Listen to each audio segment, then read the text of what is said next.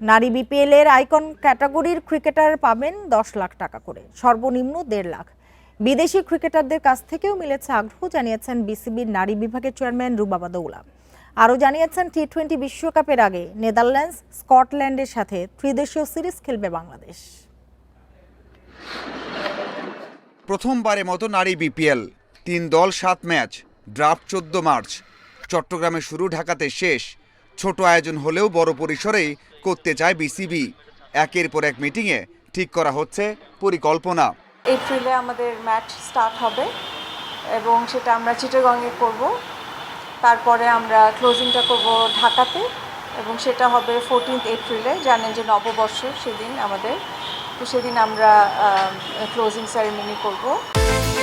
বিকাশ পেমেন্টে 10,000 টাকার বেশি অফার, শপিং চলছে তো।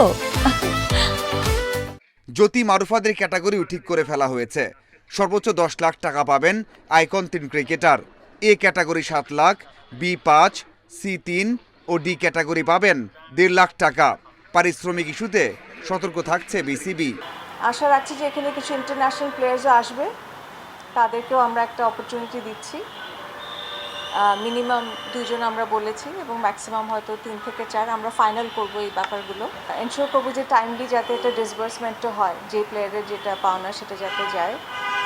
অ্যান্ড যারা টিম ওনার্স হবে আমরা সেভাবে করেই সিলেকশনগুলো করব। জাহানারার অভিযোগের তদন্ত ও নেয়া ব্যবস্থা বিষয়েও কথা বলেছেন রুবাবা। জানিয়েছেন বোর্ডের প্রক্রিয়া মেনেই ব্যবস্থা নেওয়া হয়েছে।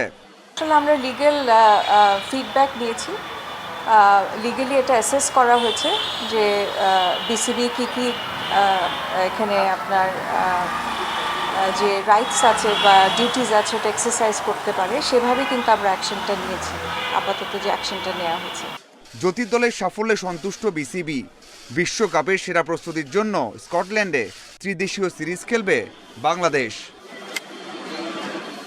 Mazharul Islam, independent news.